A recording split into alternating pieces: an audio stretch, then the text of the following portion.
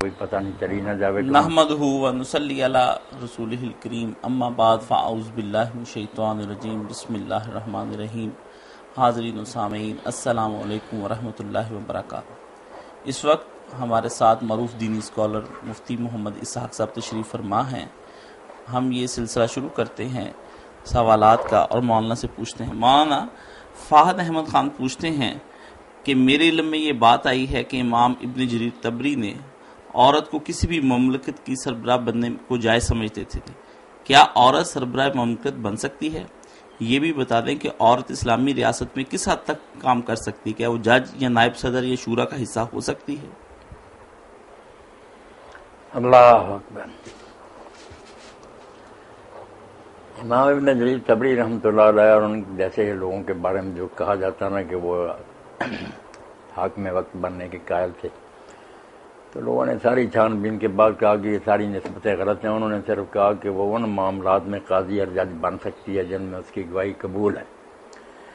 باقی جو ہے نا کہ حکومت میں کہاں تک اس کو اختیارات مل سکتے ہیں، اس میں امام ابن حزم رحمۃ اللہ علیہ کی رائے ٹھیک نظر آتی ہے کہ حضور نے صرف سربراہ جو ہے نا کہ وہ خلیفہ بنے یا امام یا سربراہ مملکت، اس سے روکا ہے۔ اس سے نیچے کے جو مقام ہے نا اگر اس کو ملیں اور وہ اچھے طریقے سے ان کو سر انجام دے تو اس میں کوئی رکاوٹ نہیں۔ باقی دین کا جو مزاج ہے کہ عورتیں گھروں میں رہیں، پردے کا اہتمام ہو، غیر لوگوں سے زیادہ میل جول نہ ہو، ان سے مطابقت جو بات رکھتی ہوئی ہے کہ اس کو زیادہ نہیں اہمیت دینی چاہیے، نہ رعایت دینی چاہیے۔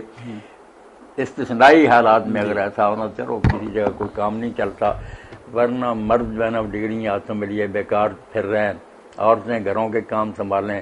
یہ جو کہہ دیتے ہیں کہ یہ نوکرانیاں یہ ایک اچھے کام کو بے قدر کرنے کے لیے بہانے ہیں، ورنہ ماں جو بچوں کو تیار کرتی ہے تو ان کی تربیت الام مدرسۃ اذا عادتها عادت صابن طیب العراقی، نیک عورت گھر میں آ جائے تو ایک اچھے خاندان کی بنیاد رکھ لی جاتی ہے۔ چھوٹا کام نہیں، سیرت فرزندہ آدماد، یہ سارے نبی ولی امام جو بنتے ہیں عورت کے سب کے بنتے ہیں، اس لیے وہ تربیت کرے اطفال کی، چھوٹا کام نہیں۔ اس سے غفلت کا نتیجہ ہے کہ دنیا بھر گئی کرپٹ لوگوں سے۔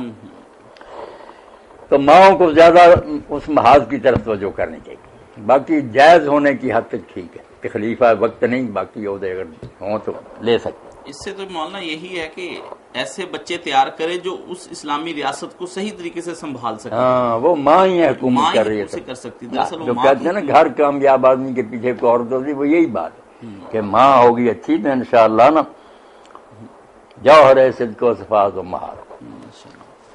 دوسرا سوال ہمارے خرم شہزاد صاحب پوچھتے ہیں، کیا ایک غیر مسلم اسلامی ریاست کے امور میں مشورہ دے سکتا ہے؟ اس بارے میں جواب دیتے ہوئے اگر آپ سورہ آل عمران کی پوری آیت نمبر 159 پڑھ کر اس کی تفسیر کر دیں تو مزید عنایت ہوگی۔ میرے نزدیک اس آیا کا سیاق و سباق مذکورہ امر کی اجازت دیتا ہے۔ میرے بھائی خرم نے جو پوچھا نا اور ایک آیت کریمہ کا حوالہ دیا، اس کو اگر وہ پڑھتے اس کے سیاق و سباق میں تو یہ سارا معاملہ جو ہے نا منافقین سے متعلق ہے جو مسلم کہلاتے تھے۔ اب اسلام یہ نہیں چاہتا کہ ان کو چھوت بنا کر رکھا جائے، اس طرح تو پھر اور زیادہ وہ دور ہو جائیں گے دین سے۔ ان کی اصلاح کا طریقہ یہ ہے کہ ان کی غلطیوں پر سرزنش ہوتی رہے، ڈانٹا بھی جائے، مگر ان کو نا مسلم سوسائٹی میں وقار اور احترام کا مقام دیا جائے۔ ہو سکتا ہے ان میں جو اچھے لوگ ہیں وہ آہستہ آہستہ خالص اور پکے مومن بن جائیں۔ تو یہ بات اللہ تعالیٰ نے کہی کہ اللہ کی رحمت ہے کہ آپ ان کے لیے نرم ہیں، منافقین کے لیے، ورنہ اگر آپ سخت طبع ہوتے یا آپ کے پاس سے بھاگ جاتے تو آپ ان کی غلطیوں سے درگزر کریں، ان کے لیے معافی مانگا کریں اللہ سے، اور مشورہ بھی ان سے لیتے رہا کریں۔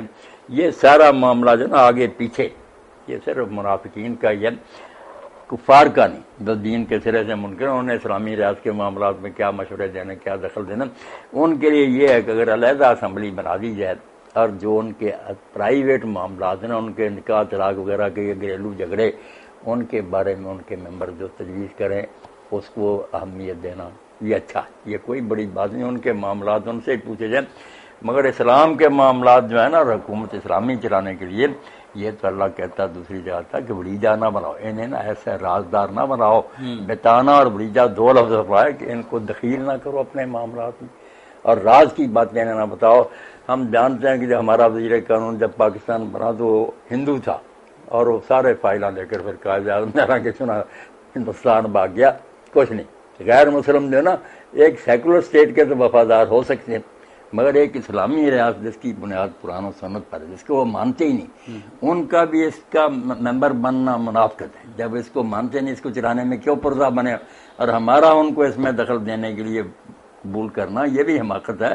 وہ تو اس آئین کے سرے سے ویسے ہی منکر ہے. یہ تو اسلامی آئین نے بڑی ایک زہر کی گولی پھانکی ہے کہ ان کو ملک میں رہنے کی اجازت دے دی حالانکہ جانتے ہم کہ سپریم لا جو اس ملک کا قرآن و سنت اس کے یہ مخالف ہے. یہ گنجائش بڑی ان کے لیے نرمی نکالی گئی ورنہ کسی آئین کا مخالف اس ملک میں رہ ہی نہیں سکتا جس آئین پر اس ملک کی بنیاد ہے. برطانیہ امریکہ آئین کا باغی نہیں رہ سکتا نہ شہری بن سکتا. اسلام میں کہا کہ چند شرائط کے تحت اگر یہ وفادار رہیں تو ان کو سارے انسانی حقوق دیے جائیں.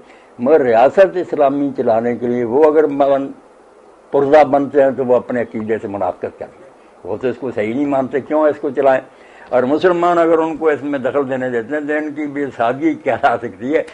غیر مسلم اسلامی ریاست کیا صحیح معنوں میں دل سے وفادار نہیں ہو سکتا. وہ تو سیکولر اسٹیٹ چاہے گا. یہ آیت کریمہ جو آگے پیچھے سارا نا منافقین سے جو غزوہ احد میں کچھ لڑکیں ہوئیں مسلمانوں کو سخت ہدایتیں ہوئیں تو ڈر تھا کہ ان کو لوگ بالکل چھوٹ ہی نہ پڑا دیں. اس سے بھی وہ پھر بالکل کٹ جاتے اور اور زیادہ پکے بے ایمان ہو جاتے. فرمایا نہیں جتنی نرمی ہو سکے کوشش کرو کہ ان میں اگر کوئی سلیم متبع لوگ ہیں تو وہ آہستہ آہستہ نیک سلوک سے متاثر ہو کر خالص مسلمان بن جائیں. جی اللہ اکبر. یہ اوپر بھی جو ہے نا کہ اے ایمان والوں ان کی طرح نہ ہو جنہوں نے کفر کیا اور بھائیوں سے کہا. لفظ کفر کیا کیونکہ حقیقت میں نفاق کفر کی بدترین قسم ہے نا مگر وہ ظاہری طور پر کافر نہیں نہ کہلاتے. نہ ان کو قتل کر سکتے ہیں نہ ان کی نکاح سے بیویاں نکال سکتے ہیں. ظاہر میں وہ مسلم شمار ہوتے ہیں. تو یہ جو کہا نا کافروں نے اپنے بھائیوں سے کہا کے بارے میں کہا جب وہ زمین میں گئے جہاد کیا کہ اگر ہمارے پاس رہتے تو نہ مرتے اور نہ قتل ہوتے.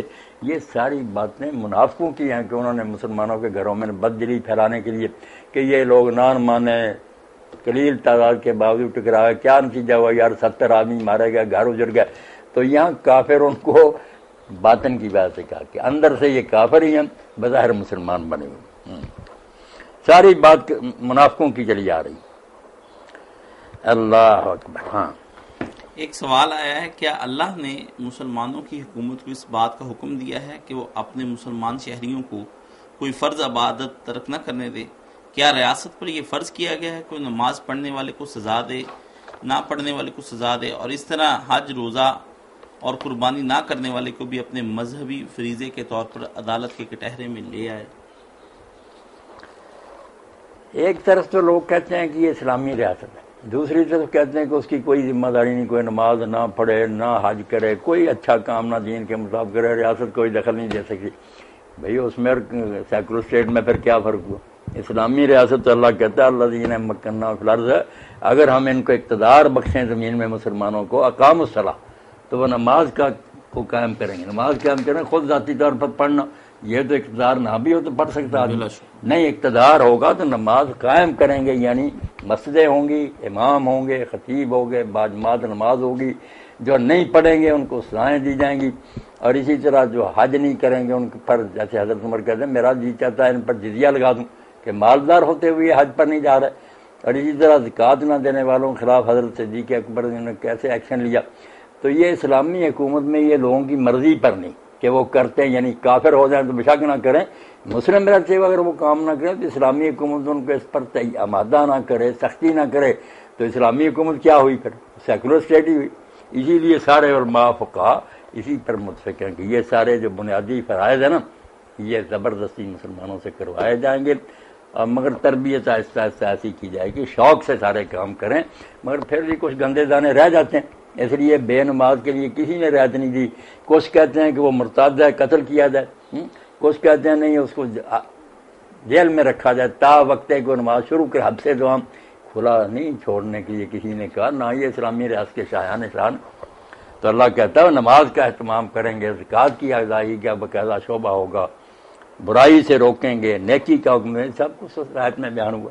جی مولانا صاحب ایک ساتھی سید علی الحسن پوچھتے ہیں کہ برائے مہربانی سورہ نمل کی آیت نمبر 40 کی تفسیر فرما دیں۔ اس آیا میں علم الکتاب رکھنے والا نبی رسول یا ولی تھا، اور اس میں جو علم الکتاب کے بارے میں بتایا گیا کتاب کون سی تھی، اور کیا ولی کرامت دکھا سکتا ہے؟ حضرت سلیمان علیہ السلام نے جب درباریوں سے کہا کہ اے میرے درباریوں، تم میں سے کون ملکہ بلقیس کے آنے سے پہلے اس کا تخت میرے سامنے پیش کر سکتا؟ تو اس وقت جنات میں سے جو بہت زبردست تھا، اس نے کہا کہ آپ کے اٹھ کر کھڑا ہونے سے پہلے میں لے آؤں گا۔ تو ایک آدمی جس کے پاس کتاب کا علم تھا، اس نے کہا میں آپ کے آنکھ جھپکنے سے پہلے حاضر کروں گا۔ تو ایسے ہی ہوا کہ سلیمان علیہ السلام کے پاس تخت آ گیا، آپ نے پھر اللہ کا شکر ادا کیا۔ اب اس میں جو یہ سوال جو ہے کہ سلیمان علیہ السلام نے خود کیوں نہ تخت لے آیا، یا آپ کیوں نہ یہ کام کیا؟ جواب ہوئی ہے کہ انہوں نے کہا تھا یا ایھا الملاؤ، اے میرے درباریوں، تم میں سے کون کام کرتا؟ مقابلہ جو تھا جنات کا اور جو عام انسان تھے نا نبی کے علاوہ، ان کا تھا کہ جنوں کا یہ الزام اور گھمنڈ جو ہے نا کہ ہم اعلیٰ مخلوق ہیں، بشر کو کیوں اللہ نے عزت دی ہے؟ تو حضرت سلیمان علیہ السلام مقابلے میں یہ دکھانا چاہتے تھے کہ عام انسان بھی علم میں اتنی ترقی کر سکتا ہے کہ وہ جنات کے بڑے سے بڑے کو شکست دے سکتا ہے۔ اس میچ میں آپ خود داخل ہو جاتے تو جنات تو یہ کہتے کہ عام آدمی کے ساتھ مقابلہ نہیں ہے، یار نبی ہیں، نبی تو ہم مانتے ہیں کہ اعلیٰ ہوتا۔ اس لیے درباریوں سے کہا کہ تم میں سے کون لاتا۔ باقی وہ آدمی نبی نہیں تھا، نہ کوئی ایسی بات تھی، عام امتی تھا۔ علم جو کتاب کا تھا وہ بس ایسے ہی ہے کہ جیسے آج کل ہم علم خواص کلمات کو جانتے ہیں، جو ہاروت اور ماروت ہمیں دے گئے، ایسے عملیات ہیں کہ ان سے بیماریاں دور ہوتی ہیں، بڑے بڑے مشکل مسئلے حل ہوتے ہیں۔ کلموں میں تاثیر ہے، اس کا علم جو تھا اللہ تعالیٰ نے اسے بھی دیا تھا۔ اور دعا جو ابن کثیر رحمۃ اللہ نے وضو کر کے اس نے اللہ سے دعا کی کہ تو ہی مشکل کشا اور مدد کرنے والا، ہماری عزت رکھ، اللہ نے وہ کام کر دیا۔ اللہ اکبر۔ اب بھی اس علم کے بقایا موجود ہے، سارا ایسا نہیں کہ آدمی اس درجے تک پہنچ جائے، مگر خاوند بیوی میں جدائی ہوئی، آپ ایسا عمل کریں کہ ان میں محبت پیدا ہو جائے، گزرتا ہوا گھر آباد ہو جائے، بھائی ناراض ان میں صلح ہو جائے، دشمنوں کا جتھا ہے جو لوگوں کو نقصان پہنچاتا ہے، وہاں عملیات ایسے ہیں کہ راکھ پڑھ کر ان کی طرف پھینکے تو جتھا منصر ہو جائے گا، ان میں دشمنی ہو جائے گی، لوگ ان کے شر سے بچ جائیں گے۔ تو یہ علم خواص کلمات کہلاتا ہے کہ اللہ کے کلام کے کلموں کی تاثیر۔ ایک تو ہے کہ وہ علم جو ہے نا ہماری ہدایت کے لیے اترا، وہ بھی ہے، مگر اس میں یہ بھی ساتھ اثر ہے کہ وہ پڑھا جائے تو محبت پیدا ہوتی ہے، بغض پیدا ہوتے ہیں، کئی مسائل حل ہوتے ہیں۔ راؤ محمد آصف صاحب بیلجیم سے پوچھتے ہیں، کہتے ہیں اسلام انسان کی ذاتی زندگی کے ہر معاملے میں رہنمائی کرتا ہے۔ ہم نے 30 سال تک زنا نہیں کیا، شادی بھی معاشرے کی روایات کے مطابق نہیں ہوئی، مگر یورپ کے ماحول میں رہتے ہوئے یا مسلم ممالک کے اندر بھی عورت اور مرد کے ناگزیر اختلاط سے وجود میں آنے والے جذبات کئی دفعہ محبت کی شکل اختیار کر لیتے ہیں۔ اسلام اس قسم کی محبت کو سچ مانتا ہے یا اس سے فرار کی کوئی راہ بتاتا ہے؟ کیا یہ امر قدرتی امر ہے یا معاشرتی امر؟ کہ خرم صاحب کیا کہنا تھا؟ یہ راؤ محمد آصف صاحب کا یہ راؤ کہنا صاحب ہے کہتے ہیں کہ بعض اوقات مرد اور عورتوں کے ناگزیر اختلاط، یعنی وہاں پر لازمی ہوتا ہے کہ ملنا جلنا رہتا ہے، اس کے دوران پھر ایک محبت کوئی ایک دوسرے سے پیدا ہو جاتی ہے ایک شکل صورت دیکھ کر کے، تو کہتے ہیں یہ اس قسم کی محبت کو اسلام سچ مانتا ہے یا اسے کوئی فرار کی راہ بتاتا ہے کہ اسے اظہار کر دینا چاہیے؟ یہ ایسی چیزیں جب پیدا ہوتی ہیں تو پھر معاشرے میں شادی شدہ مرد بھی عورتوں کی طرف راغب ہو جاتے ہیں، شادی شدہ عورتیں بھی مردوں کی طرف راغب ہو جاتی ہیں، یعنی ایک معاشرہ بن جاتا ہے یہ پورا، اس میں اس قسم کی۔ ہاں، اس بات کی طرف میرے بھائی نے توجہ دلائی، اسی سے قدر معلوم ہوتی ان احکام کی جو اللہ تعالیٰ نے غض بصر اور حجاب کے بارے میں دیے۔ یہ جن ملکوں میں رہتے ہیں پریکٹیکلی انہیں پتہ چل گیا کہ جو اللہ تعالیٰ کہتا ہے اپنی نظریں بچا کر رکھو، ایک دوسرے کو غور سے تاڑ کرنا دیکھو، اور مرد عورتیں الگ الگ رہیں، جو غیر محرم ہیں ان میں رکاوٹیں اور حجاب ہوں، ان کی یہی مسلط اور بہتری ہے کہ نکاح کے رشتے کے بغیر ایسے تعلقات کا نہ امکان نہ پیدا ہو، ورنہ پھر بدکاری نہ پھیلے گا۔ باقی اسلام میں شادی بہت آسان ہے، یہ میرا بھائی دو آدمیوں کے سامنے محبت ہوگی، اگر وہ اہل کتاب لڑکی ہے مسلم نہیں بھی ہے تو کہہ دیں دو آدمی کے سامنے کہ ہم نے آپس میں نکاح کر لیا، ہم خاوند بھی بن گئے، تو مسئلہ تو اتنا ہی ہے، نہ کسی نکاح خاں کی ضرورت ہے نہ کوئی براتوں کی ضرورت ہے۔ اسلام نے نکاح کو آسان رکھا کہ دو بالغ آدمی سن رہے ہو ان کے سامنے آپ کہہ دیں کہ ہم نے اپنے آپ کو رشتہ ازدواج میں منسلک کر دیا، خاوند بیوی بن گئے، اللہ اللہ خیر صلاح، آپ کا نکاح حلال ہے، آپ جو چاہے محبت میں کریں، مگر وہ عورت مسلم ہونی چاہیے یا کم از کم اہل کتاب۔ اب جن ممالک میں آپ رہ رہے ہیں یہ اس میں اہل کتاب بھی نہیں، مسلمان علماء کہتے ہیں یار اہل کتاب جو تھے وہ اللہ کو اور عیسیٰ علیہ السلام موسیٰ علیہ السلام کو مانتے تھے۔ اب تو زیادہ تعداد یورپ میں ایسے لوگوں کی ہے جو خدا کے منکر ہیں اور پیغمبروں کو بھی نہیں مانتے، ڈیری ہے، برائے نام کرسچن کہلاتے ہیں، ایسے لوگ تو اہل کتاب نہیں نا۔ اہل کتاب جو ہے نا کم از کم اللہ کے رسول آخری کو نبی علیہ السلام کو ماننے کے علاوہ باقی دینی باتوں کو تو مانتے ہیں کہ اللہ اس کی طرف سے کتاب میں اتری ہیں، نبی آئے۔ تو اہل کتاب لڑکیاں ان سے نکاح مسلمان مرد کا ہو سکتا، اور نکاح کے لیے کسی تکلف کی ضرورت نہیں، سادہ بات، ایک بالغ دو آدمی واقف ہو جائے ان کی موجودگی میں وہ آپس میں نکاح کا اعلان کریں۔ بدکاری سے بچیں، شرک کے بعد سب سے بڑا گناہ اسلام کی نظر میں یہ آوارہ گردی ہے کہ خاوند بیوی جو ہے نا وہ بغیر نکاح کے آپس میں یہ تعلق قائم کر لیں۔ یہ زنا جو ہے شرک کے برابر اللہ نے قرار دیا۔ آپ دیکھ لیں سب لوگ، آپ ماشاءاللہ پڑھے لکھیں، اللہ نے قرآن میں کہا کہ مشرک اور زانی جو ہے نا اس سے نکاح کرے یا مشرکہ عورت یا زانیہ عورت، اور زانیہ عورت سے نکاح کرے یا کوئی مشرک مرد یا زانی مرد۔ مشرک اور زانی میں آپشن رکھیں کہ یہ دونوں ایک طرح کے بے غیرت ہیں، وہ ایک خدا کی موجودگی میں غیروں کو پوچھتا پھرتا، اپنی عزت اور آبرو برباد کرتا۔ تیرا ایک مالک جو حاجت، تو کیوں در در ٹھوکریں کرتا؟ ایک در پہ بیٹھ، گر ہے توکل کریم پر، اللہ کے فقیر کو پھیر آنا چاہیے۔ جب ساری حاجتیں ایک دروازے سے پوری ہوتی کیوں در در ٹھوکریں کھانے لگے؟ اور اسی طرح زانیہ جو ہے وہ بھی کہ خاوند موجود ہے اس کے ہوتے ہوئے کیوں بدکاری کرتے، بیوی موجود ہے کیوں؟ اور یہ جو لوگوں کی سمجھ میں نہیں آتا کہ شادی شدہ کو اللہ نے کہا سنسار کر، بڑے بڑے دانا حیران نہیں یہ حکم نہیں، بھائی حکم تو صاف مسلط پر مبنی کہ اگر وہ غیر شادی شدہ ہے کچھ نہ کچھ عذر ان کا ہے کہ حلال کا موقع نہیں تھا، چلو پھسل گیا۔ جب خاوند موجود ہے یا بیوی موجود ہے پھر جو حرام کاری کی طرف چلتا ہے کیا مجبوری اس کی؟ اس کو زمین پر زندہ رہنے کیا حق ایسے نامراد جانور کو؟ اور یہاں میں وضاحت کر دوں، کل بھی فہد بچے نے پوچھا تھا کہ شادی شدہ کا مفہوم بھی جو ہمارے اہل سنت علماء نے لیا نا کہ کبھی شادی ہوئی تھی بے شک اسی وقت بیوی مر گئی، علماء کے ابھی نکاح ہوا وہیں اس نے طلاق دی، بیوی مر شادی شدہ ہو گیا، اس کی سزا سنسار ہوئی نہیں۔ جو امام جعفر صادق کی فقہ میں وہی ہے معنی صحیح، شادی شدہ کون ہے؟ جس کی بیوی موجود ہے، یہ نہیں کبھی نکاح ہوا نہیں اب موجود ہے، اور یہ بھی ہے کہ وہ سفر میں نہیں ساتھ ہے۔ شرعی عذر جو ہے کہ وہ حیض کی حالت میں ہے یا روزہ وہ بھی نہیں، سب پابندیاں جو ہے نا ایسی شرعی وہ نہیں تھیں، موقع تھا کہ اگر وہ خواہش پوری کرے بیوی کے پاس چلا جاتا۔ اس کو محسن کہا کہ اس کو پناہ حاصل تھی حلال کی، قلعے میں تھا، کیوں اس نے حرام کر دی؟ تو یہ بات ان کی جو ہے نا کہ شادی شدہ کس کو سمجھا جائے گا؟ جس کی بیوی اب موجود ہے اور اس کے ساتھ ہے، سفر میں بھی ہے پھر بھی غلطی ہوگی، پھر بھی بڑی حکمت اور دانائی سے امام علیہ السلام نے یہ سارا قانون بیان کی۔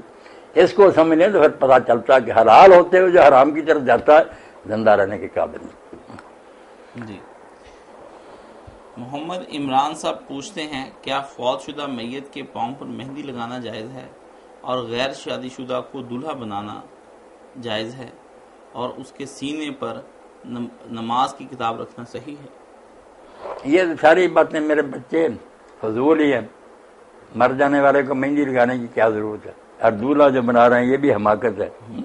نماز کی کتاب رکھنا نماز کی کتاب کی توہین ہے، وہ پھٹے گا، خون اور پیپ لگے گی، مٹی لگے گی قبر میں، کیا فائدہ اس نماز کی کتاب رکھنے کی؟ لوگوں کو سوچنا چاہیے یہ چیزیں جو نا ان کا کوئی فائدہ نہیں۔ حضرت عبداللہ بن عمر رضی اللہ تعالیٰ عنہ نے دیکھا کہ کسی نے اپنے قبر پر نا میت کی خیمہ لگایا ہوا تو اوپر شامیانہ تھا، تو آپ نے فرمایا شامیانے کو اتار دے، اب اس کو اس کے عملی سایہ کریں، جو یہ کر کے گیا نا اچھائی برائی وہ سایہ کرے گی، ان شامیانوں نے کیا کرنا؟ تو فکر یہی ہونی چاہیے کہ آدمی یہاں سے جائے کچھ ساتھ لے کر جائے، اس دنیا میں اس نے کچھ کمایا ہو جو وہاں کام دے۔ جیسے فرشتوں کے بارے میں حضور علیہ السلام فرماتے جب کوئی مرتا ہے وقالت الملائکۃ ما قد، فرشتے دفتر کھول لیتے ہیں کہ یہ لے کر کیا آیا ہے. وقالت الناس ما اخر، اور جو لوگ دوسرے ہیں ما خلو، یہ رونا بیٹھ جاتے ہیں چھوڑ کر کیا گیا. ابھی دفن نہیں ہوتا، ان کو جائیدادوں کی پڑ جاتی ہے، مگر فرشتے یہ پوچھتے ہیں کہ اس دنیا میں اس نے کیا کما کر بھیجا آگے بھی.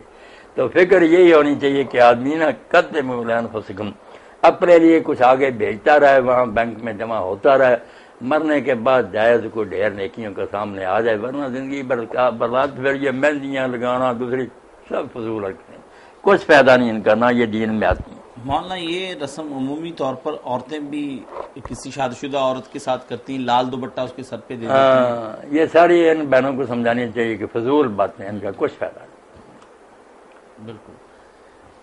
دوسرا سوال وہ یہ پوچھتے ہیں کہ قیامت کے دن انسان اس کی ماں کے نام سے پکارا جائے گا یا باپ کے نام سے پکارا جائے گا؟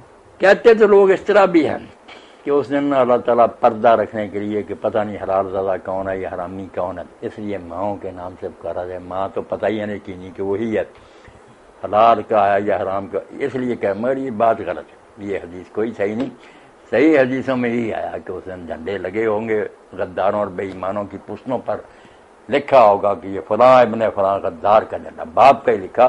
تو صحیح بات یہی ہے جو امام ابن حجر فتح الباری، باپ ہی، باقی جو سچا یہ جھوٹا اللہ ننگا نہیں کرے گا. جس نام سے وہ مشہور تھا نا اس دنیا میں، حلال کا تھا یا حرام کا، جیسے دنیا اسے بلاتی اسی طرح بلایا جائے گا. پردہ رہنا دیا جائے گا، پردہ نہیں کھولا جائے گا. وہ لوگ اپنے اعمال کا الگ بھگتیں گے، مگر اس نام لینے میں نا وہی نام لیا جائے گا جو دنیا میں اس کا لیا جاتا. جس والد کا وہ کہراتا تھا وہی کہا جائے گا، ماں کا نہیں. کوئی صحیح حدیث نہیں، جو روایت ہے نا ضعیف ہے اس بارے میں. کیا یونانی قوم کو اللہ نے اس لیے تباہ کر دیا کہ وہ لوگ علم میں زیادہ ترقی کر گئے؟ ایک واقعہ بڑا مشہور ہے حضرت جبریل والا کہ رسول اللہ نے انہیں تباہ کرنے کے لیے کہا. جبریل وہاں پہنچے تو انہوں نے ایک گڈریے سے پوچھا کہ بتا جبریل کہاں ہے؟ تو اس نے حساب لگا کر بتایا کہ جبریل کہیں بھی نہیں، یا تو جبریل ہے یا میں جبریل ہوں. یہ سارے میرے بھائی افسانے ہیں، سنی سنائی باتوں میں مسلمان پھنسے ہوئے ہیں، علم بالکل ان کے پاس سے گم ہو گیا. ایسی بےہودہ باتوں کو ماننا کہ کیا فائدہ. تو یونانی اپنے علم کی وجہ سے تباہ نہیں ہوئے. جب علم آتا ہے نا دنیا کا تو لوگ اس پر نازاں ہو جاتے ہیں، آخرت کے علم کو کہ اللہ ہے رسول سچ ہیں بھول جاتے ہیں، ڈیریے ہو جاتے ہیں. اس کے نتیجے میں پھر کرپشن آ جاتی ہے. یہ دو الگ الگ درخت ہیں جن کے الگ الگ پھل ہیں. اللہ کو ماننا، آخرت کو ماننا، رسول، اس سے جو پھل نکلتا ہے نا وہ میٹھا اور شیریں ہیں. مسلمان عمل نہیں کرتے، ان کو نظر انداز کریں. جو کرے گا ان عقیدوں پر عمل، اللہ مجھے دیکھ رہا ہے، میں اسے حساب دینا ہے، رسول سچ ہیں، اس کی زندگی جو نا وہ حیاتاً طیبہ ہوگی، پاک صاف آدمی ہوگا. اس میں سے غلطی ہو دے وہ اس کو چین نہیں آئے گا، وہ اس کا علاج کرائے گا. جو آدمی یہ مانے کوئی خدا نہیں، وہ یہی کہے گا کہ عاقبت کی خبر خدا جانے، اب تو آرام سے گزر. وہ عیاش نہیں ہوگا تو اور کیا ہوگا، بابر باعث کوش کے آرم سے 12 نیل. تو اس لیے یہ عقیدے اور یہ نا خیالات بالکل گمراہ کرنے والے ہیں. ان سے نیکی نہیں پیدا ہو سکتی. نیکی کے لیے آخرت دوسری باتوں کو ماننا بالکل لازم ہے. محمد عبداللہ صاحب پوچھتے ہیں کیا سگریٹ حرام ہے یا مکروہ یا دونوں نہیں؟ ایک پروفیسر صاحب کہتے ہیں کہ پرانے وقتوں کی عورتیں جو حقہ پیتی تھی ان کے بارے میں کوئی نہیں کہتا تھا کہ یہ حرام ہے یہ مکروہ. سگریٹ پر کیوں اعتراض کیا جاتا ہے؟ بھائی حقہ پیتی تھیں یا آپ لوگ سگریٹ پیتے ہیں، ہمیشہ سے علماء اس کو منع ہی کرتے رہے. احتیاطاً کہہ دیتے تھے کہ مکروہ ہے. وہ مکروہ بھی امام شافعی رحمۃ اللہ علیہ کہہ گئے ہم بچتے ہیں کہ حرام کا لفظ بولیں نہ خطرہ ہے. اللہ تعالیٰ کیا حرام کیوں کہہ دیا؟ ورنہ وہ کہتے ہیں جب ہم مکروہ کہتے ہیں نا کہ اللہ رسول کو یہ بات پسند نہیں، مانا اس کا یہ نہیں ہوتا کہ چھوٹی سی غلطی ہوتا، وہی ہے کہ مکروہ تحریمی ہے، حرام ہی ہے. ہم احتیاطاً ذرا اسے حرام نہیں کہتے. تو اب ہمارے اس دور میں جو مولانا غلام رسول سعیدی صاحب اللہ ان کی حفاظت کرے، کراچی میں شرح مسلم، انہوں نے کئی صفحے لکھے، 100 سے زیادہ ہوں گے تقریباً، موجودہ ڈاکٹروں کی تحقیقات لکھی کہ یہ تمباکو جو کیا ہے، زہر پھانک رہے ہیں لوگ، یہی کینسر کا اسباب ہے. تو جب یہ آدمی سمجھ لے کہ انسان کے پاس جو جسم ہے نا اس کی ساری قوتیں یہ اللہ کی امانت ہے، یہ ضائع کرنے کے لیے جو چیز اس کو نقصان پہنچائے نا انسانی جسم کو بالکل حرام ہے. کسی کو حق نہیں، لا ضرر ولا ضرار. السلام بری عادت اگر پھیل گئی ہے تو اس سے جائز نہیں ہو جاتا. اب ہماری حکومتوں کی منافقت دیکھیں کہ اوپر لکھتے ہیں مضر صحت ہے، بے بھی ہو رہی، بیچی جا رہی، مضر صحت ہے روکو، جیسے منشیات کو روکتے ہیں روکو اس کو، صحت تباہ کرنا کوئی اچھا کام ہے؟ تو بالکل نہ یہی کہنا چاہیے کہ یہ حرام ہے۔ بوڑھی بھی پیچھلی تھی تو غلط ہی کرتی تھی، وہ کوئی دلیل تو نہیں کہ مائیں ہماری یہ کرتی تھی تو شریعت بن گئی۔ فہد پوچھتے ہیں شادی کے بعد عورت کا آخری نام بدل دیا جاتا ہے، کیا ایسا کرنا ٹھیک ہے؟ دین اس کے بارے میں کیا کہتا ہے؟ مثلا بعض اوقات عورت کا نام اپنے باپ کے نام کے ساتھ ہوتا ہے لیکن آخر میں وہ آخری نام بدل کر شوہر کا نام لگا دیا جاتا ہے۔ جو غلط چیزیں رائج ہو گئی نا اور کافروں سے لوگوں نے لے لی ہیں، ان میں سے یہ بھی ہے کہ لڑکی باپ کے کر رہتی ہے تو باپ کا نام ساتھ لگاتے ہیں، شادی ہو جاتی ہے وہ چھوڑ کر پھر خاوند کا لگانا شروع کر دیں۔ یہ وہ لوگ ہیں جن کے ذہنوں میں عورت کی بذات خود کوئی شخصیت نہیں، عورت کوئی شے نہیں، وہ اپنے باپ کے نام سے یا شوہر کے نام سے اس کی کوئی عزت آبرو ہے، ورنہ بذات خود وہ قابل احترام شخصیت نہیں۔ توبہ توبہ توبہ، سوچے باپ کیا ہے اور خاوند کیا۔ اللہ کے رسول علیہ السلام نے جو قدر ان کی بیان کی، یہ تو ہماری نالائکی ہے۔ مسلم کورا پرستار شمرد بہراز حکمت قرآن بن، اقبال کہتے ہیں جس بیوقوف اور نادان نے عورت کو نوکرانی سمجھا بہراز حکمت قرآن، اس کو قرآن کی حکمت سے حصہ ہی نہیں ملا۔ قرآن کو مانتا پتہ چلتا تیرے باپ کو اللہ نے تیسرے چوتھے نمبر پر رکھا، جہاں ذکر آتا ہے کہ والدین سے نیک سلوک کرو، آگے جب تفصیل شروع ہوتی ہے باپ کا کوئی ذکر آتا پھر کہ ماں نے تجھے اٹھایا اور مشکل سے جنا اور پھر سینے سے لگائے اٹھاتی پھرتی رہی، دو سے ماں کی محنتوں کا ذکر ہے۔ اللہ کے رسول کے سامنے جب بات آئی کس سے نیک سلوک کروں، پر میں اپنی ماں سے، پھر پوچھا ماں سے، پھر ماں سے، چوتھی مرتبہ کا اچھا باپ سے۔ تو ماں جو ہے اس کی اپنی بڑی شخصیت ہے، کیوں وہ باپ کے ساتھ چمٹی رہے اور خاوند کا ذمہ بنی رہے، بلکہ ان کی عزت اور آبرو ہے ماں کی وجہ سے کہ فلاں کے بیٹے ہیں۔ عیسیٰ علیہ السلام دنیا میں عزت پائی ہے تو ابن مریم ہی کہلاتے ہیں کہ مریم کا بیٹا، اب مریم صدیقہ ہے۔ حضور نے فرمایا کہ فاطمہ جنت کی ساری عورتوں کی سردار ہے سوائے مریم۔ یہ بھی نہیں ہم ساتھ بیان کرتے کہ مریم بنت عمران جو ہے نا اپنے دور کی وہ بھی عورتوں کی سردار ہے، بہت بڑا مقام ہے۔ تو اگر بیٹی ہے تو اللہ کے رسول نے فرمایا جس کے گھر میں 3 بیٹیاں پیدا ہو جائیں وہ اچھا سلوک کرے، برا نہ جانے، ان کی شادیاں کرے، تربیت کرے، ورنہ ستر اللہ من اللہ۔ بیٹے کے لیے نہیں کہا کہ وہ بچیاں جو ہیں اس باپ کے لیے دوزخ سے پردہ بن جائے گی، بچا لے گی باپ کو۔ لوگوں نے پوچھا اللہ کے رسول اگر 2 ہیں، فرمایا ہاں 2 بھی اسی طرح۔ تو لوگ کہتے ہیں ہم نے ایک کا نہ پوچھا، ورنہ حضور وہ بھی یہی فرماتے کہ ایک بچی کا بھی معاملہ۔ بہنوں کے بارے میں فرمایا کہ جس کو اللہ تعالیٰ نے بہنوں کی آزمائش میں ڈالا اور اس نے ان سے اچھا برتاؤ کیا، 3 یا 2 ان کا بھی یہی فرمایا کہ وہ بھی اس آدمی کے لیے دوزخ سے بچاؤ۔ اور اگر بیوی ہے تو فرمایا خیرکم خیرکم لأہلہ، تم میں سے سب سے نیک مومن وہ ہوگا اچھا قیامت کے دن جس کا برتاؤ اپنی گھر والی سے اچھا ہوگا۔ اب سب مسلمان بچے عورتیں سن رہے ہیں، میں کہتا ہوں تم اپنے رسول کو یاد کرو، جب اللہ کے پاک پیغمبر دنیا چھوڑ رہے تھے اور آپ نے پورے ملک عرب میں اعلان کرا دیا کہ یہ میرا آخری دیدار ہے، اگلے سال تم مجھے نہیں دیکھو گے، اللہ کی طرف سے اطلاع مل گئی، سارا عرب و منڈ آیا، بچے تک ساتھ لے آئے لوگ، میدان عرفات میں جمع ہو۔ حضور اپنی ناکہ پر سوار تھے، خطبہ دے رہے تھے، سب لوگ جانتے ہیں کہ وہ آخری ہدایتیں تھیں۔ تو جو ہدایتیں دی آپ نے ان میں یہ بات بھی بطور خاص فرمائی واتقوا اللہ فی النساء، کبھی فرمایا استوصوا بالنساء خیرا، پلے باندھو میری یہ ہدایت کہ عورتوں سے کے بارے میں معاملہ کرتے ہوئے اللہ سے بہت ڈرنا، فإنکم أخذتموہن بأمانۃ اللہ۔ جب ایک عالم تمہیں یہ بچی دے رہا ہوتا کہ میں نے تیرے ساتھ نکاح کرا، تم کہتے میں نے قبول کیا، تو نہ عالم بچی کسی کی دے سکتا ہے، نہ باپ یہ چاہتا کہ میری بیٹی کی طرف کچھ دیکھے، مگر حکم شریعت کو مان کر حضور نے فرمایا اس وقت تم اللہ کی امانت لے رہے ہوتے، بندوں سے نہیں لے رہے ہوتے، اللہ کے ہاتھ سے امانت لے رہے ہوتے ہو، اس لیے وہ ایک دن اپنی امانت کے بارے میں پوچھے گا کہ تم نے بیگانی بچی کو لے کر امانت پھر اس کے ساتھ یہ ظلم کی۔ اس لیے دین میں نا یہ عورتیں بھی سمجھے نا کہ ہم بس ابے کے ساتھ اور خامدوں کے ساتھ دفاع کریں، یہ نام دو ساتھ لگاتے ہیں، وہ بذات خود ہی آمنہ اور جو مریم ہیں بذات خود ان کا مقام کو کم ہے، مرد ان کے پاؤں کو چاہتے ہیں تو جنت ملتی ہے۔ یمن سے صحابی آیا کہ حضور میں جہاد کے ارادے سے آیا، فرمایا ماں زندہ؟ اس نے کہا، فرمایا فرض ماں، جا ماں کے ساتھ چمٹ جا، بہن جنت تحت رجلہ، جنت تو اس کے پاؤں کے نیچے، کہاں جنت ڈھونڈتا پھرتا۔ مگر ہماری بدقسمتی یہ ہے کہ مسلمان کہلانے والے جو ہیں بدنام ہو گئے کہ مسلمان سوسائٹی میں عورت کی کوئی عزت نہیں، یہ ہماری بدبختی ہے، ورنہ عورت کی جو عزت ہے تو باپ کی اس کے مقابلے میں بہت تھوڑی ہے۔ اللہ توفیق دے کہ ہم ماؤں، بہنوں، بیٹیوں اور سارے اپنی بیویوں کے حقوق پہچانیں اور ایسا کر کے دکھائیں کہ دنیا مانے کہ واقعی رسول اللہ کی امت کو ایسا ہی ہونا چاہیے۔ منصور خیر عرب امارات سے یہ سوال پوچھتے ہیں کہ اگر کوئی شخص نماز پڑھ رہا ہو اور نماز بھی نفل پڑھ رہا ہو تو بعد میں آنے والا اسے اشارہ کر دے کہ میں آپ کا مقتدی ہوں اور آپ امام، ایسی صورت میں جماعت کروانا کیسا ہے کہ خاموش نماز میں تو یہ معاملہ چل جاتا ہے مگر جہری نماز ہو تو کیا کیا جائے، جبکہ نفل نماز بھی ہو اور پھر رکعت بھی دوسری ہو، کیونکہ پہلی میں تو میں نے قرات نہیں کی تو وہ دوسری کی قرات کیسے کروں گا؟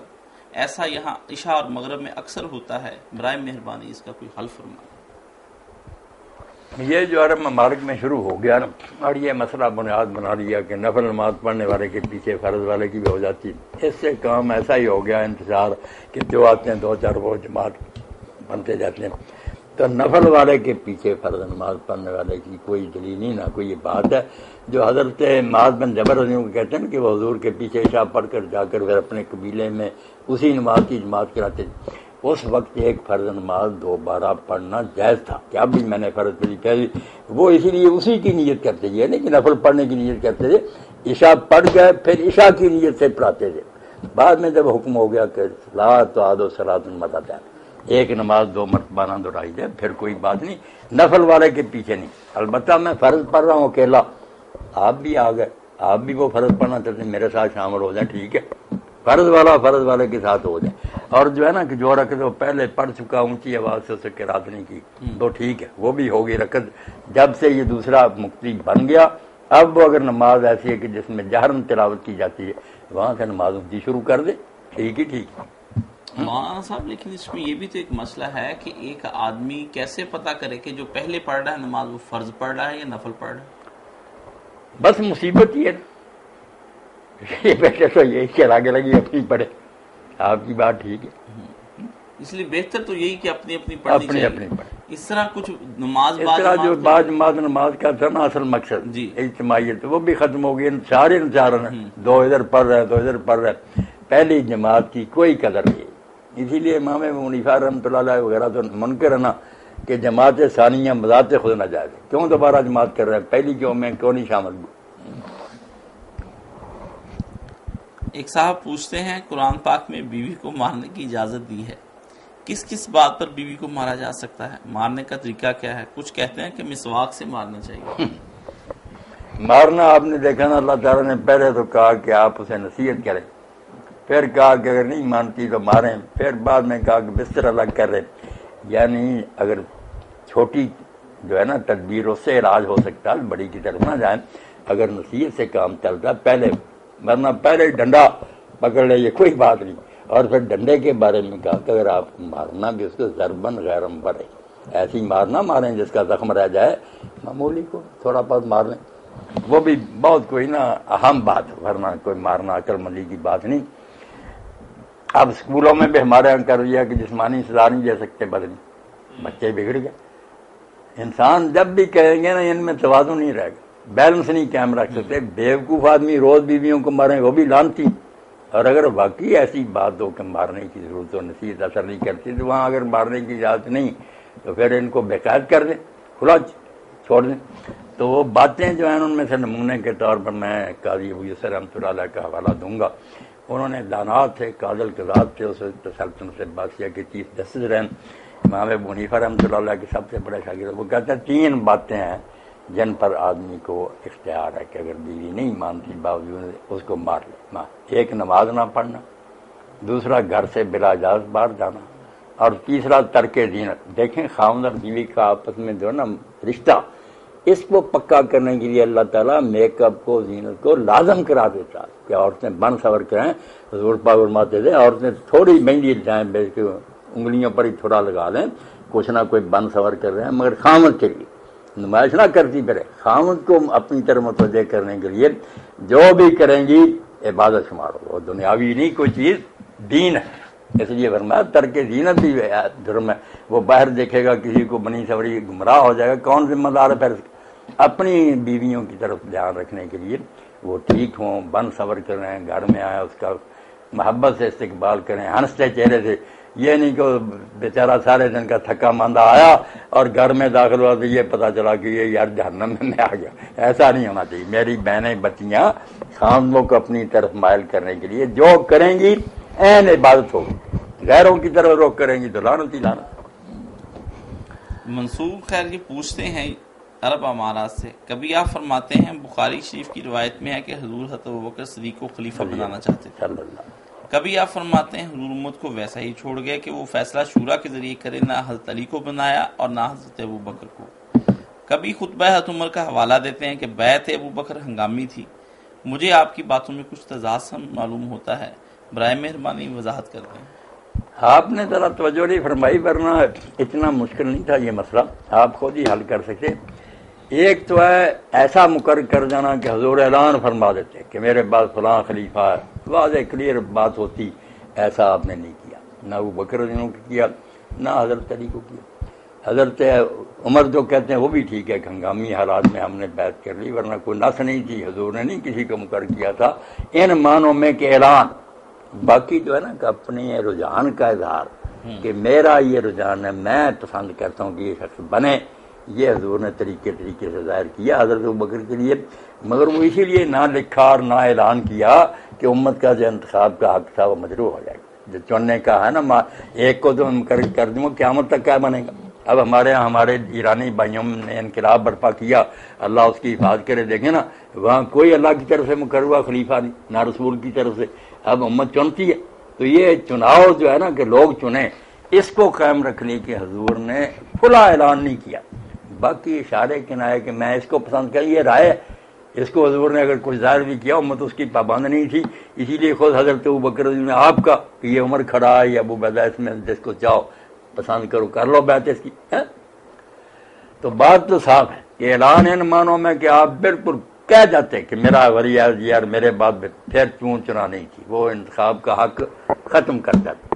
ایک ہے صرف اپنا رجحان ظاہر کیا، امت کو بتایا میرا تو جی یہ چاہتا ہے، بس لوگ اس کے پابند نہیں. اگر وہ دوسری رائے رکھنا چاہتے ہیں اس بارے میں یہ بھی سننا چاہیے، میرا بھائی یہ بھی سنے. ایک بات جو ہم نے ذہن میں رکھتے جس سے بہت سی الجھنیں آتی ہیں، اللہ کے رسول علیہ السلام نے قرآن میں آتا حضرت زید کو جسے آپ نے اپنا بیٹا بنا رکھا تھا، اس کو آزاد کیا تھا. اللہ کہتا جس پر آپ کا بھی احسان ہے اور اللہ کا بھی احسان ہے اس کو اسلام.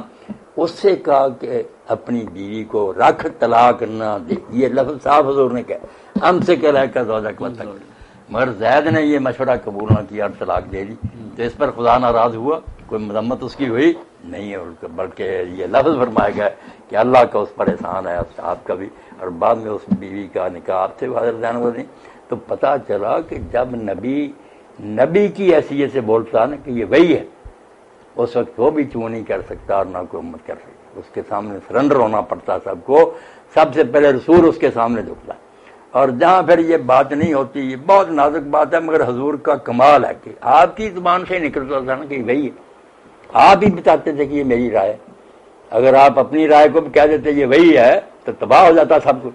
اب یہ لکیر کھینچنا، اتنی دیانتداری اور اتنا خوف خدا پر مبنی کہ حضور سے جب پوچھتے تھے کہ یا رسول اللہ یہ وہی ہے کہ ہم نہ بولیں، یا آپ کا خیال ہے. دنگے خندق پر دیکھیں، بدر کے موقع پر کیمپ لگانے پر دیکھیں، آپ کہتے ہیں میرا خیال، تمہارا جی چاہتا مانو. اور لوگوں نے جو رائے دی حضور نے اپنی رائے چھوڑ کر اس کو قبول کیا. اس سے پتہ چلتا جو ہر بات میں ہم کہتے ہیں حضور نے یہ کہا تو فلاں صحابی نے نہ مانا. بھائی سوچو اگر وہی ہے پھر اس کے مقابلے کوئی نہیں بول سکتا. اگر آپ ایک مشورہ دے رہے ہیں اور یہ اسلام میں آزادی کا تصور اتنا اعلیٰ ہے کہ نبی کے مقابلے میں آزادی جس پر جان مال قربان ہے، وہ بھی کہتا میری رائے میں نے مانے ورنہ میں خدا نہیں کہ تم میرے بندے ہو، میں اپنی بندگی کرانے نہیں آیا، اللہ کا بندے بنا. یہ اسپرٹ جو نبی پیدا کر گیا امت میں علیہ السلام، اس کی برکت تھی کہ جب تک خلافت راشدہ رہی ایک ادنا مسلمان اٹھ کر کھڑا ہو جاتا تھا کہ عمر نہ تیری ہم سنیں گے نہ مانیں گے، پہلے ثابت کرو یہ کرتا کہاں سے لیا. مگر بعد میں جب بنو امیہ اور بنو عباس نے اللہ ان سے نپٹے، رشوت دے کر اور تلوار کے ذریعے لوگوں کی زبانیں گنگ کر دی کہ جو ہو رہا تم بول نہیں سکتے. اس کے نتیجہ میں امت یہاں تک اب پہنچ گئی کہ ہم جو کہتے ہیں مشرف آ گیا فلاں آ گیا، یہ سب اسی درخت کا پھل ہے جو ہم نے بویا نا. اور جس کی مزاحمت کے لیے سیدنا امام حسین اٹھے، اور وہ جانتے تھے کہ میں جدھر یہ گاڑی چل پڑی روک نہیں سکتا، میرا باپ بے بس ہو گیا تھا، میرے بھائی نے تو میں کیا روکوں گا، مگر یہ جو ہو رہا نا کہ یہ ٹھیک ہی ہو رہا ہے، اس کا رد کر رہا تھی۔ مجھے اختلافی نوٹ لکھنا چاہیے، امت کو بتاؤں کہ میں نواسہ رسول ہوں، پیغمبر خدا چونکہ میں اپنی بہنوں اور بچیوں کو لے کر جو میدان میں آ گیا، تو یہ نوٹ لکھنے کے لیے کہ یہ سب غیر آئینی ہے، شریعت کے خلاف ہو رہا، کرتے نا، مگر یہ دین نہیں، اور اس کی برکت ہے کہ امت میں سب لوگوں نے اتفاق کر لیا کہ یہ دور جو تھا نا کلمہ گوں کا تھا، مسلمان حکومت کرتے رہے، اسلامی حکومت نہیں تھی۔ ہاں، اللہ اکبر۔ ایک آخری سوال یہ ہے کہ امبر بی بی یونائٹڈ اسٹیٹ سے پوچھتی ہیں، کیا عورت مخصوص ایام میں قرآن پڑھ سکتی ہے؟ کچھ کہتے ہیں عورت قرآن کو چھو نہیں سکتی، مگر کیا میں کمپیوٹر پر یا موبائل سے قرآن پاک دیکھ کر پڑھ سکتی ہوں؟ میں کنفیوژن کا شکار ہو گئی ہوں اور قرآن پڑھنا میں نے ترک کر دیا ہے، اس معاملے میں برائے مہربانی میری رہنمائی کریں۔ میری بہن نے جس مسئلہ کی طرف توجہ دے رہی ہیں بہت اہم ہے، کیونکہ ناپاکی کی حالت میں قرآن مجید کی تلاوت منع۔ اب ناپاک ہیں دو طرح کے، بعض لوگوں نے تو ان دنوں میں مخصوص ایام میں عورتوں کو بھی وہی حکم دے دیا جو جنبی مرد کا، کہ جیسے جنبی زبان سے بھی ایک لفظ نہیں نکال سکتا قرآن کا، عورت بھی نہیں نکال، مگر اللہ رحمت فرمائے امام مالک رحمۃ اللہ علیہ پر، ابن تیمیہ پر، انہوں نے کہا یار خیال کرو کہ مرد اگر غسل نہیں کر رہا تو اس کی کوتاہی، کس نے روکا؟ اٹھے غسل کرے اور پھر پڑھنا شروع کر دے، وہ اگر بغیر غسل کے پڑھتا مجرم ہے، مگر عورت بیچاری بے بس ہے، گزرتی بات ہے کئی دن وہ ناپاک رہے گی، اگر اس کو قرآن پڑھنے سے روک دو گے بھول ہی جائے گا، اگر وہ حافظہ بھول جائے گی، بچیوں کو پڑھا رہی کیا کرے گی، خود اس کو شوق ہے۔ انہوں نے بڑی پیاری بات کہی کہ یہ قرآن کو چھوئے نہ، زبانی یا جیسے بہن کہہ رہی ہیں انٹرنیٹ وغیرہ پر دیکھ کر پڑھتی جائے، جائز ہے، پڑھتی بھی جائیں، بچیوں کو اگر آپ پڑھاتی ہیں پڑھاتی بھی جائیں، آپ کا مسئلہ الگ ہے، جنبی مرد کا الگ ہے، جنبی مرد کوئی غسل کیے بغیر نہ قرآن شریف تلاوت کرے۔ مولانا اس میں جنبی عورت کو بھی ہم اس طرح ہی کے احکام ہے کہ وہ بھی قرآن پاک، ہاں، اگر عورت صرف جنابت میں ہے نا، حیض نہیں، پھر اس کو بھی کہ غسل کر کے پڑھے، اگر حیض کی حالت وہاں رعایت ہے، جو حدیث بیان کی چیز جاتی ہے نا کہ حیض والی عورت قرآن نہ پڑھے، وہ صحیح نہیں حدیث۔ ابن قیم رحمۃ اللہ نے اعلام الموقعین بہت اچھی بحث کیا کہ سوچا کرو کہ حالات کیسے ہیں، عورت بیچاری کے ساتھ مصیبت میں مبتلا، اس پر مردوں والے احکام نہ لاگو کیا کرو۔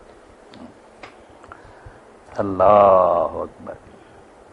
ایک صاحب پوچھتے ہیں کہ مولانا صاحب میری کسی زمانے میں مالی حیثیت اچھی نہیں تھی جس کی وجہ سے میری شادی رہ گئی، میں اس لڑکی کو ابھی تک بھلا نہیں پایا، اس کے غم میں میں روتا بھی ہوں، کوئی ایسا وظیفہ بتا دیں جس کی وجہ سے میری یہ حالت جو ہے وہ بدل جائے۔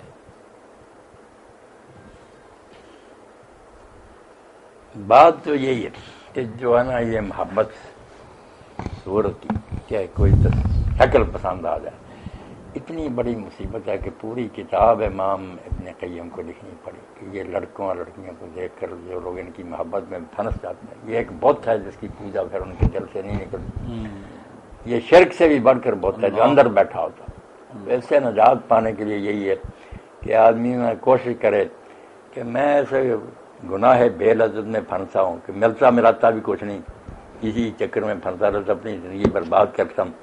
اللہ سے دعا کرے کہ تو دلوں کو بدلنے والا، یا مقلب القلوب ثبت قلبی علی دینک، یا مصرف القلوب صرف قلبی علی طاعتک، اے دلوں کو پھیرنے والے میرا دل اپنی نیکی کی طرف پھیر دے، دین پر اس کو قائم کر دے۔ اللہ تعالیٰ سے دعا مانگے کہ اس مصیبت سے جان چھوٹے۔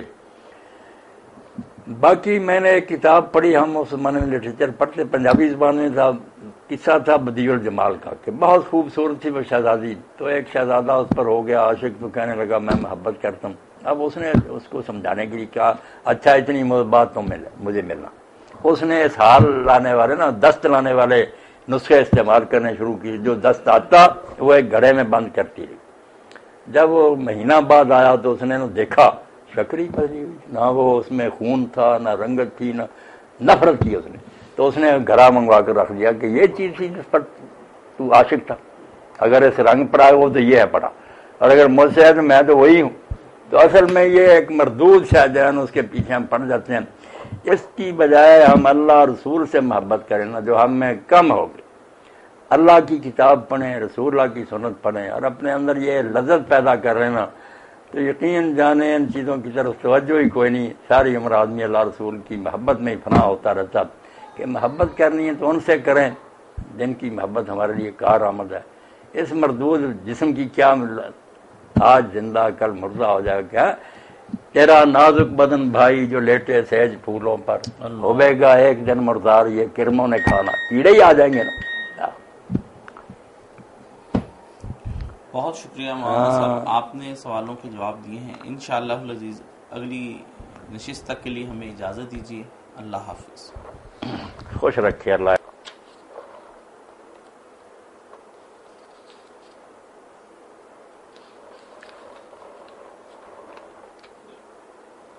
مولانا صاحب ایک سوال ہے کہ ایک عورت کے نام جائیداد تھی، عورت بے اولاد تھی، خاوند اس کا زندہ ہے، اب جائیداد کیسے تقسیم ہوگی؟ اس کے بارے میں ذرا وضاحت فرما دیں. سورۃ النساء 4 پارہ 12ویں آیت. وَلَكُمْ نِصْفُ مَا تَرَكَ أَزْوَاجُكُمْ إِن لَّمْ يَكُن لَّهُنَّ وَلَدٌ. اگر وہ مرنے والی عورت کی اولاد کوئی نہیں، بیٹا بیٹی، خامن جو ہے نا ان کے اوپر اللہ کہتا ہے کہ جو تمہاری بیویاں چھوڑ جائیں گی اس کا نصف 1/2 تمہیں ملے گا. اولاد نہیں تو خامن کا آدھا.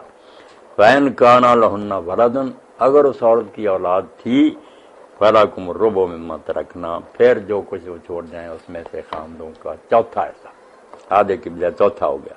من بعد وصیت یوصین بہا الدین، مگر یہ سب کچھ اس وقت ہوگا جب جو وصیت وہ کر گئی پہلے وہ پوری کی جائے. قرضہ چھوڑ گئی تو قرضہ ادا کی، اس کے بعد جو بچے اولاد والی ہوں تو چوتھا حصہ، بے اولاد ہوں تو نصف. فَإِن كَانَ لَكُمْ وَلَدٌ فَلَهُنَّ الثُّمُنُ مِمَّا تَرَكْتُم مِّن بَعْدِ وَصِيَّةٍ تُوصُونَ بِهَا الدَّيْنَ. اور اسی طرح اگر تم مرو تو بیویاں جو ہے نا تمہاری اگر اولاد نہیں تو ان کا چوتھا حصہ، وَلَهُنَّ الرُّبُعُ مِمَّا تَرَكْتُمْ إِن لَّمْ يَكُن لَّكُمْ وَلَدٌ فَإِن كَانَ لَكُمْ وَلَدٌ، اگر تمہاری اولاد ہے مرد کی، مرنے والے کی، فَلَهُنَّ الثُّمُنُ، پھر 8واں حصہ جو چھوڑ دو. مرد کا دگنا ہے نا عورت کا. اس لیے بیوی فوت ہو اولاد ہے تو چوتھا حصہ خاوند کا، اگر نہیں اولاد تو آدھا نصف. بیوی جو ہے اگر اولاد ہے تو 8واں، نہیں اولاد تو چوتھا. یہ خود قرآن مجید میں آ گیا، اس میں کوئی اختلاف والی بات نہیں.